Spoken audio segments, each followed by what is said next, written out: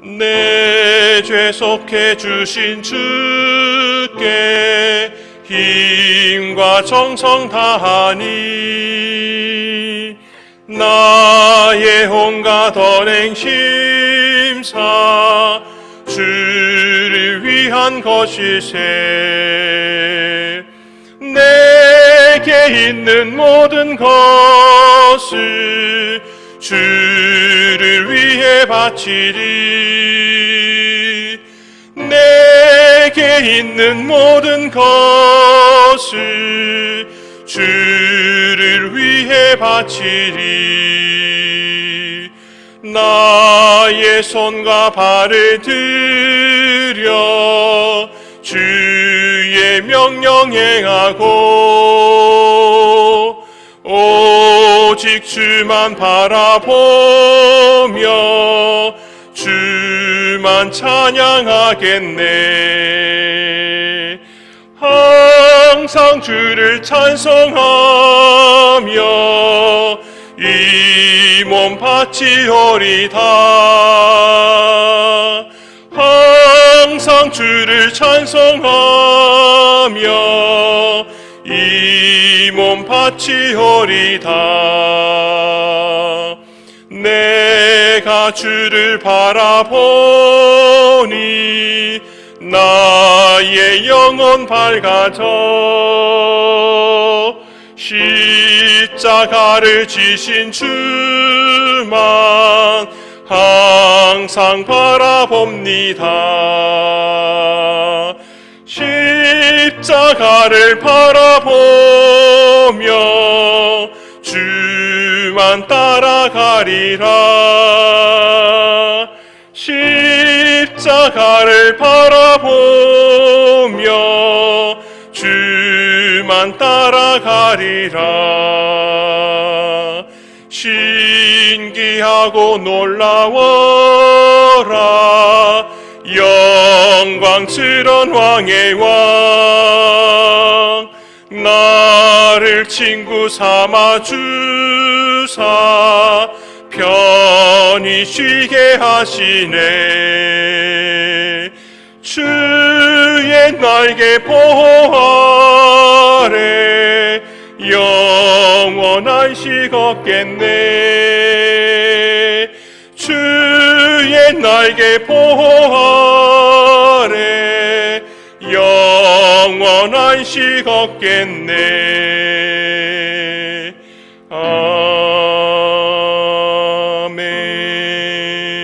아멘. 이 하나님 말씀 함께 봉독하겠습니다. 하나님 말씀은 신약 성경 골로새서 1장입니다. 골로새서 1장 1절부터 8절까지 말씀입니다. 제가 가지고 있는 성경으로는 신약 성경 324쪽입니다. 골로새서 1장 1절부터 8절까지 말씀입니다.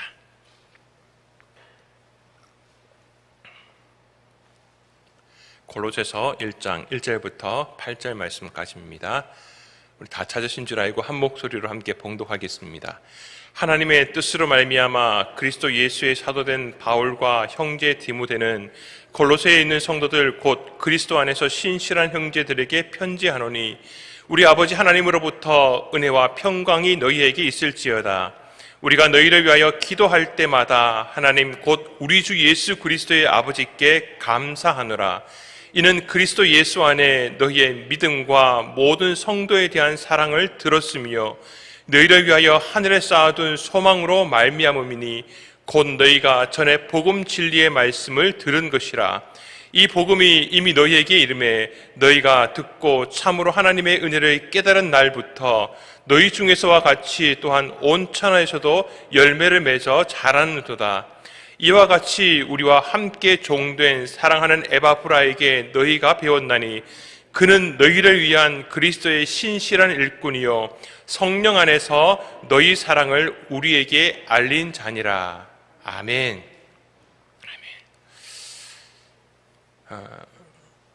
명절 잘 보내셨는지 모르겠습니다. 하루를 지나긴 했지만은 이 코로나 확진 속도가 이게 좀 어마무시합니다. 그래도 오미크론 자체가 전파력은 높다고 할지라도 그래도 그만큼 뭐 후유증이라든지 이 무증상이라든지 그런 건 뭐 증상은 약하다라고 하니까 그래도 우리가 너무 두려워하지 말고 근심하지 마시고 기도하는 가운데 또 이런 경우들을 잘 이겨나갔으면 좋겠습니다. 특별히 오늘 본문 말씀 2절에 사도 바울이 골로새 교회를 향하여서 인사하고 있는 것처럼 정말 우리의 삶 가운데, 특별히 올해 2022년도 가운데 하나님께서 주시는 은혜와 평강이 여러분들 가정 가운데 또한 삶의 일터자 가운데 넘쳐나시기를 바랍니다. 제가 초등학교 시절에 제 아버님께서 이제 시골에서 목회를 하신 덕분에 제가 좀 남들이 경험하기 힘든 것들을 많이 경험했습니다. 모델기도 해봤고요. 하여튼 뭐 별걸 다 해봤습니다. 시골에서 할 수 있는 것들은 웬만한 것들은 다 체험을 해본 것 같습니다. 그 중에 하나가 뭐냐면은 이제 저희 아버님께서 저희 집에서 토끼를 기르셨습니다. 그러니까 어느 날 이제 장날에 장터에 가셔가지고 토끼 2마리를 이제 암컷 1마리, 수컷 1마리 이렇게 사오셨습니다. 사오셨는데 너무 귀여운 거예요. 이게 너무 귀엽고, 여러분 토끼 이렇게 쓰다듬어 보셨습니까? 이렇게 손에 얹어놓고 이게 토끼 털이요, 이게 장난이 아닙니다.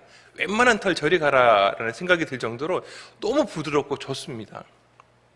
근데 이게 2마리를 사오긴 하셨는데, 야, 이 2마리가요 얼마 지나지 않으니까 여러분 토끼가 번식력이 엄청나다는 거 아십니까? 몇 달이 안 지나가지고 이게 20-30마리가 배버리더라고요. 도대체 언제 새끼를 가졌는지 모르겠지만은 갑자기 어느 날 그 어미 토끼 배가 막 부르기 시작하더니만은 한 번 낳을 때마다 뭐 거의 10마리 가까이 낳더라고요. 그리고 새끼 낳은 지 얼마 안 됐는데 몇 달이 안 돼가지고 또 그렇게 낳더라고요. 그러니까 이게 2마리만 가지고 왔었는데 몇 달이 안 지나가지고 20-30마리가 돼버리는 겁니다. 근데 이제 저랑 무슨 관련이 있느냐면은 제가 그 토끼풀을 제가 다 배웠거든요.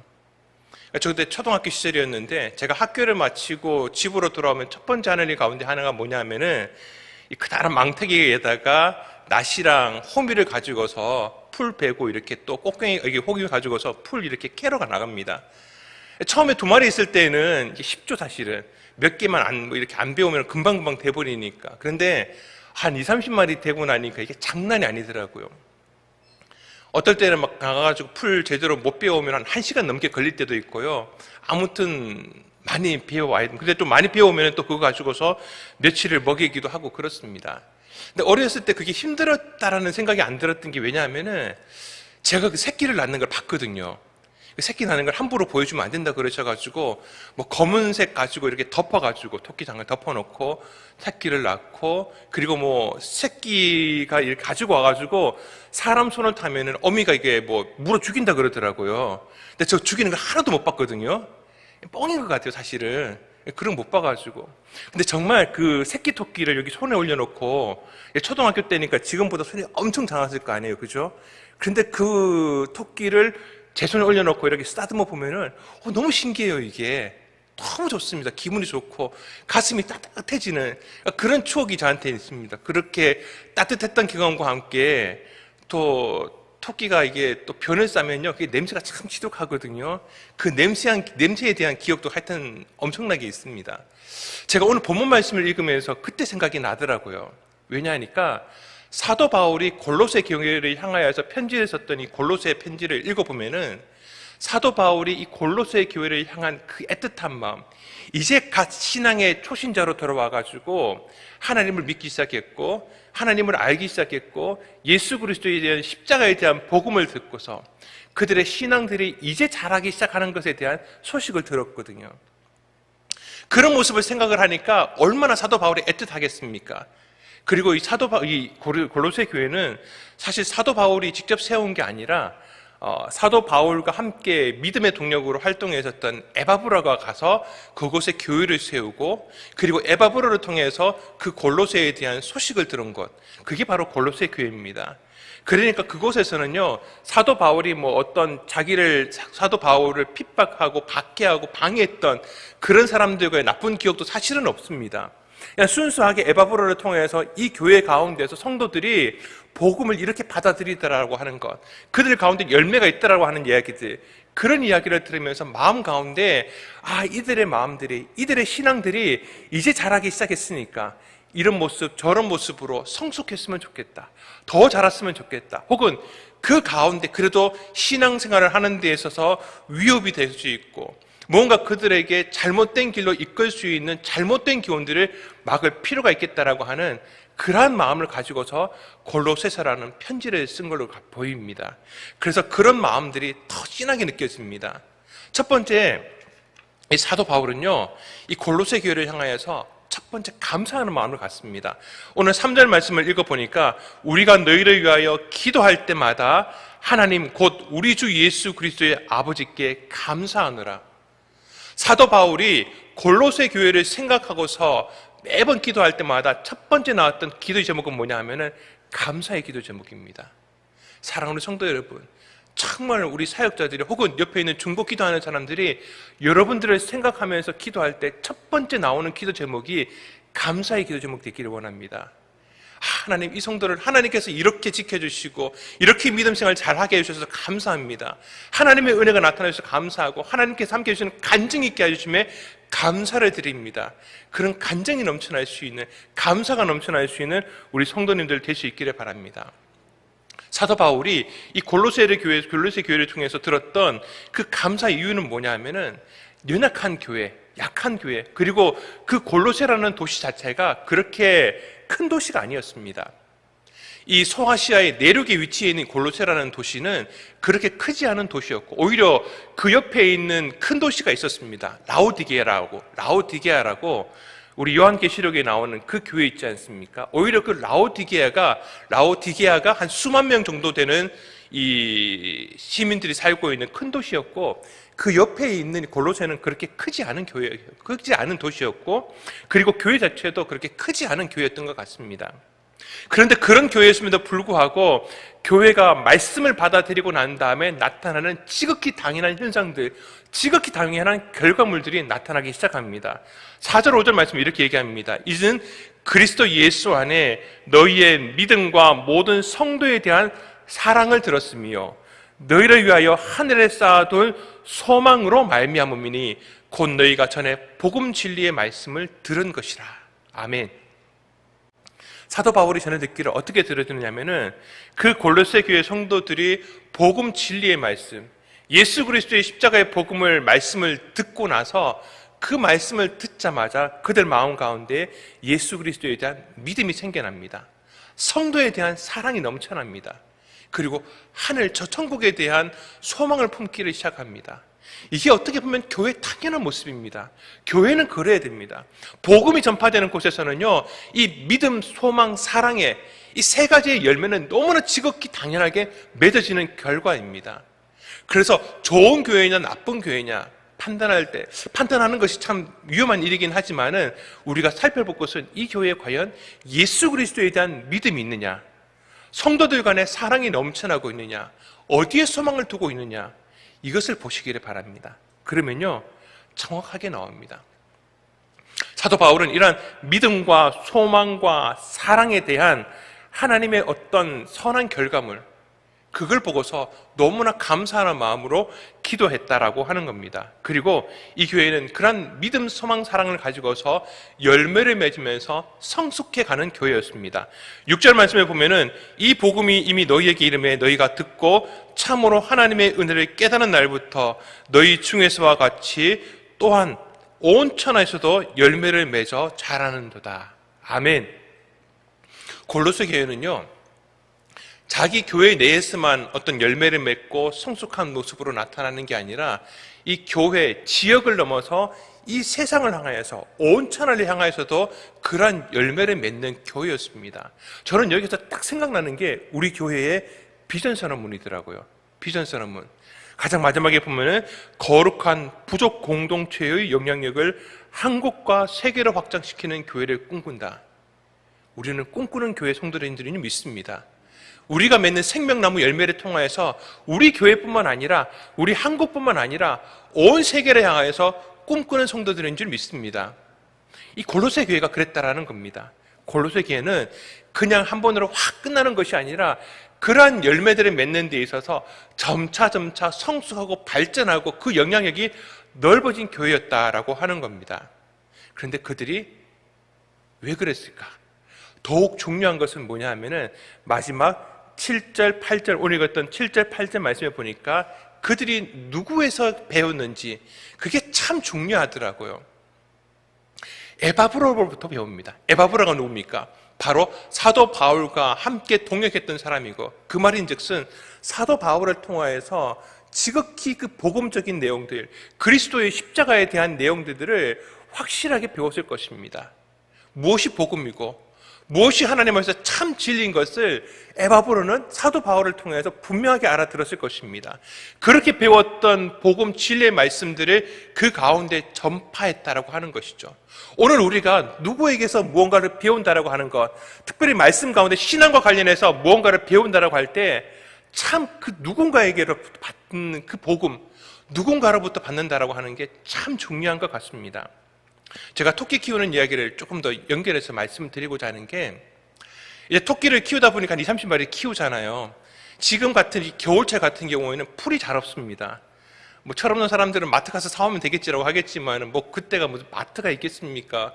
그리고 풀 사오면은 그게 돈이 더 들어가는 거죠, 사실은. 그리고 겨울에 뭐 그렇게 구할 수 있는 데가 없습니다. 근데 어떻게 구했던 것 같아요. 그러다가 이제 3월 달쯤 들어가면 이제 풀이 자라기 시작을 합니다. 그럼 너무 좋아요. 나가서 그냥 배우면 되거든요. 참 쉽습니다. 근데 겨울철은 참 쉽지 않더라고요. 그렇게 겨울을 지나고 난다고 봄이 되고 난 다음에, 야, 진짜 세상이 파릇파릇해지니까 너무 좋은 거예요. 토끼풀을 빨리빨리 배울 수 있으니까. 근데 하루는 이제 학교를 마치고 난 다음에, 가서 저기 우리 교회 집에 이제 뒷동산에 있는 언덕에 가가지고 풀에 있는 거 열심히 배웠습니다. 배워가지고 토끼 탁 던져주고, 그리고 집에 들어와서 뭐 숙제도 하고 이것저것을 했죠. 저녁을 먹는데 저희 어머님이 밥 먹다가 갑자기 저한테 그러시더라고요. 구가, 거기 뒤에 있는 저기 교회 그 앞에 풀에 집사님이 거기 약친 거 알지? 그러시는 거예요. 그러니까 깜빡을 한 거예요, 제가.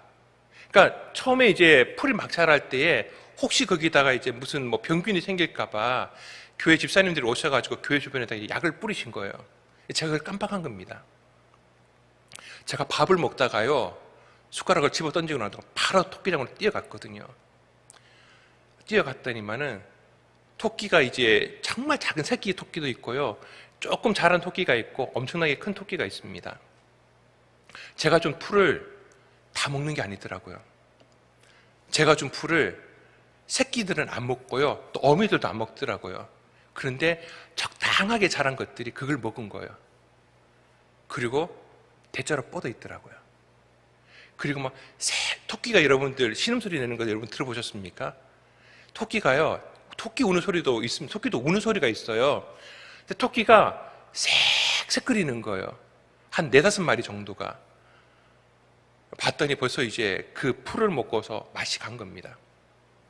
어떡합니까? 제가 그때 한 초등학교 4학년 때쯤이었던 것 같은데, 미치겠는 거예요. 당장 거기 풀을 갖다 다 끄집어내고서 뭐 어떻게든 살려야 될 거 아니에요. 이거를 살려야 될 거 아니에요. 막 살리고 싶어가지고 발버둥을 치는데 뭐 어떻게 할 수가 없잖아요. 집에 들어가서 다시 어머니한테 얘기를 했어요. 어머니한테 엄마 어떡하냐고 저거 어떡하냐고 그랬더니, 참 저희 어머님은 참 냉정하시더라고요. 그때 제 생각에는 어머니도 불쌍하셨겠죠. 근데 어머님이 참 안 됐다, 어떡하냐, 네가 가서 좀 묻어줘라 그러시는 거예요. 밤늦은 밤에. 그래서 제가요, 어쩔 수 없이 그 토끼를 묻어줘야 되잖아요. 이게 살 기력이 없으니까. 근데 어떻게든 살려보겠다고 가가지고요, 어린 마음에 토끼를 갖다가 이제 뒤집어가지고 뒷다리를 들고서 이렇게 들고서 막 배를 때렸어요. 토해내라고. 막 토해내라고. 근데 토해냅니까? 그게 어떻게 토해냅니까? 안 토해내죠. 근데 아직까지 숨은 쉬고 있으니까 어떻게든 살지 않을까 싶은 마음이 있어가지고 어머니가 이제 묻어두라고 했던 그가 땅을 팠어요. 땅을 파고 뭐 이 정도 팠죠. 네 마리 정도 묻을 수 있는 땅을 파고서 제가 어떻게 했냐면은 나무 판자를 좀 어디서 구해가지고 숨구멍을 만들어 놨습니다. 숨구멍을 만들어 놓고 이렇게 흙을 덮기는 덮는데 거기다가 이제 구멍 같은 거를 꽂아놨어요. 이렇게 관을. 숨은 공기는 통하라고. 그리고요, 제가 진짜 인생 처음으로 무릎 꿇고서 하나님 앞에 간절하게 기도했습니다. 하나님이 토끼 좀 살려달라고. 토끼 좀 살려달라고. 그리고 기도하고 난 다음에 그 다음 집에 와서 잠을 자고 아침에 일어나자마자 거기 갔거든요. 갔는데 그냥 다 죽었더라고요. 다 죽었더라고요. 근데 저는 오늘 이 말씀을 보면서 그때 그게 생각이 나더라고요. 토끼풀에 농약 묻은 거를 어미는 알더라고요. 어미는 알아가지고 장성한 걸 알아가지고 그걸 입에 안 대는데 이게 참 적당하게 자란 게 뭘 안다고 그걸 먹어버린 거예요. 제가 이 말씀 드리는 게 우리의 신앙생활이 딱 그렇더라고요. 처음에는 우리에게 주는 어떤 그 성경적인 것, 뭐 교회에 대한 것들, 이런 것들이 다 좋은 줄 압니다. 근데 장성한 사람들은 그걸 구별할 줄을 압니다. 그런데 이제 막 신앙생활을 시작한 사람들, 또 신앙에 있어서 연약한 사람들은, 그리고 우리가 참 신앙생활을 오래 했음에도 불구하고 얘기를 해보면은 말씀에 대한 지식이 참 얕은 사람들도 적지 않습니다. 그런 사람들에게 있어서 이 독 같은, 농약 같은 그런 안 좋은 것들이 너무 많습니다. 그런 것들이 참 치명적이더라고요. 사도 바울은 그걸 걱정했던 것 같습니다. 이제 막 신앙이 시작하고 있는 이 골로새 교회가 혹시 이 성도들이 그 연약한 신앙 가운데에서 그걸 맛볼까봐, 그걸 맛보고 참 돌이킬 수 없는 사망 가운데 빠지지 않을까, 멸망 가운데 빠지지 않을까 싶은 마음에 참 연약한 교회고 작은 교회고 이제 막 시작한 교회임에도 불구하고 그 교회를 향하여서 이제 믿음과 소망과 사랑의 열매를 맺고 있는 이 교회를 향하여서 이 서신을 보내고 있는 겁니다. 사랑하는 성도 여러분, 누구도 자만하지 맙시다. 우리 누구도 이 부분에 있어서 자만하고 교만하고 자랑할 것도 없고요, 담대할 필요도 없습니다. 항상 조심해야 됩니다. 저는 참 걱정되는 게요, 우리가 유튜브를 많이 보지 않습니까? 이 유튜브의 알고리즘이 참 묘하게 돼 있어가지고 우리는 우리 교회, 우리 송영석 목사님 거를 설교를 듣고 하고 있는데 교회, 신앙, 그 성경, 그리고 어떤 그 설교에 나오는 제목과 관련해가지고 이 유튜브가 알아서 알고리즘을 돌려가지고 관련되는 영상들, 나는 상관없는 것 같은데 희한한 것들까지 다 볼 수 있도록 그거를 우리 영상 가운데 막 올려줍니다. 근데 우리는 좀 무분별한 것들을 구별할 줄을 알죠. 이 새벽기도 나오시는 분들은 참 분별력이 그래도 있으신 분들이지 않습니까? 그런데 이제 막 신앙생활 가운데서 열심히 해보려고 하는 사람들은 그걸 사실 분별을 잘 못합니다. 그냥 올라오고 막 그리스도의 비밀, 성경이 지금까지 알지 못했던 뭐 새로운 비밀, 새로운 것, 영적 성숙을 위하여서 이런 것들이 말이 있으면은 사람들이 마음이 크게 갈 수밖에 없습니다. 이런 부분들에 대해서 우리가 잘 분별해 줄 수 있는 그런 설명들이 필요합니다. 그리고 혹여나 유튜브 가운데서 조금이라도 그런 게 있으면은, 되셨으면요, 좋은 영상을 보더라도 자기가 지금 이런 우리 교회의 영상 말고도 이런 영상을 통해서 은혜를 받고 있다라고 하는 부분들에 대해서는 사역자분들하고 좀 얘기할 필요가 있습니다. 왜냐하면은 독은 어디에 심겨져 있냐면은 달콤한 가운데 심겨져 있는 게 참 많습니다. 나는 괜찮다라고 생각하고 있는데, 이런 참 좋은 내용이라고 생각하고 있는데 어느 순간에 거기에 빨려 들어갔다가 정말 내가 생명을 놓치는 안타까운 순간이 생길 수가 있습니다. 분별하는 게 필요합니다. 절대 영적으로 자만하지 마시기를 바랍니다. 골로새 성도들은 이런 사도 바울의 편지를 받고서 참 자신감이 넘쳤을 겁니다. 우리가 지금 잘하고 있구나, 이것만 조심하면 되면은 더 성숙할 수 있겠구나, 더 많은 영적 영향력을 이 온 세상 가운데 나타낼 수 있겠구나, 그런 마음의 용기를 가졌을 겁니다.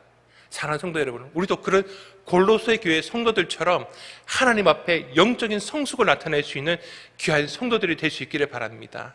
참 영적으로 혼탁한 세상 가운데 있습니다. 더 믿음 가운데 분별력을 가지고서 세상을 이겨내고 우리 교회가 가지고 있는 생명나무, 이 신앙의 능력을 가지고서 세상을 다시 한번 더 하나님께로 돌아오게 하고 한국교회가 하나 되게 하고 이 대한민국 가운데 있는 한국교회가 다시 한번 영광성을 회복할 수 있는 거룩한 나라 위에서 쓰임받는 우리 귀한 성도님들 될 수 있기를 주님의 이름으로 축원합니다. 기도하겠습니다. 사랑의 주님, 감사드립니다. 참 골로새 교회 성도를 향하여서 사도 바울이 이 편지를 보낸 것처럼 오늘날도 하나님께서 우리 가운데 이런 믿음의 편지들을, 또한 격려의 편지들을, 분별을 위한 편지들을, 성숙을 위한 편지들을 우리 가운데 말씀을 통하여서 우리 귀한 담임 목사님의 그 강대상에서 선포되는 그 말씀을 통하여서 우리에게 일러주시는 줄 믿습니다. 말씀 가운데 순종함으로 통하여서 늘 영적인 분별력을 가지고서 하나님 앞에서 정말 주님이 기뻐하시는 귀한 성도들 다 되게 하여 주시옵소서. 이 아침에도 빈손으로 오지 자녀고 주님 앞에 11조와 감사의 예물과 일세 번째 예물을 드립니다. 하나님, 남편과 우리 가정들 하나님께서 지켜주옵시고 하나님, 코로나로부터 우리를 보호하여 주시옵고 초심을 잃지 않는 신앙을 주님 허락하여 주시옵소서. 명절 잘 보내고 오심에 감사를 드립니다. 하나님, 능력을 함께하여 주옵소서. 하나님, 작전 기도하는 가운데 하나님께서 은혜로 함께하여 주옵시고 담임 목사님과 우리 교회와 또한 가정과 직장과 모든 문제를 놓고서 하나님 앞에 부르시는 모든 기도의 제목들 가운데 주님께서 축복 가운데 응답하여 주시옵소서. 함께 하심을 믿사오며 살아계신 예수님의 이름으로 기도드리옵나이다. 아멘. 하늘에 계신 우리 아버지여, 이름이 거룩히 여김을 받으시오며 나라의 임하옵시며 뜻이 하늘에서 이루어진 것 같이 땅에서도 이루어지이다. 오늘날 우리에게 일용할 양식을 주옵시고 우리가 우리에게 죄 지은 자를 사하여 준 것 같이 우리 죄를 사하여 주옵시고 우리를 시험에 들게 하지 마옵시고 다만 악에서 구하옵소서. 대개 나라와 권세와 영광이 아버지께 영원히 있사옵나이다. 아멘. 오늘도 말씀을 생각하시면서 함께 기도하시기를 바랍니다. 또한 우리 담임 목사를 위해서 특별히 기도하기를 원합니다. 오늘 또 금요철에 말씀을 전파하시는 가운데, 준비하시는 가운데 하나님 성령의 지혜와 능력으로 늘 항상 우리 목사님을 붙들어 인도하여 주옵소서. 또한 이번 주일 말씀을 준비하시는 가운데서도 하나님께서 정말 이 시대를 깨울 수 있는, 또한 한국교회를 하나 되게 할 수 있는 능력의 말씀, 은혜의 말씀을 준비되게 하여 주옵소서. 또한 우리 사랑하는 성도들 다시 한번 말씀 가운데 순종하는 성도들 되게 하여 주옵시고 우리 개인 기도 제목 가운데 하나님의 놀라우신 은혜와 평강의 축복이 임하게 하여 주옵소서. 우리 함께 주여 외치며 간절한 마음으로 기도하시다가 돌아가시겠습니다. 주여, 주여.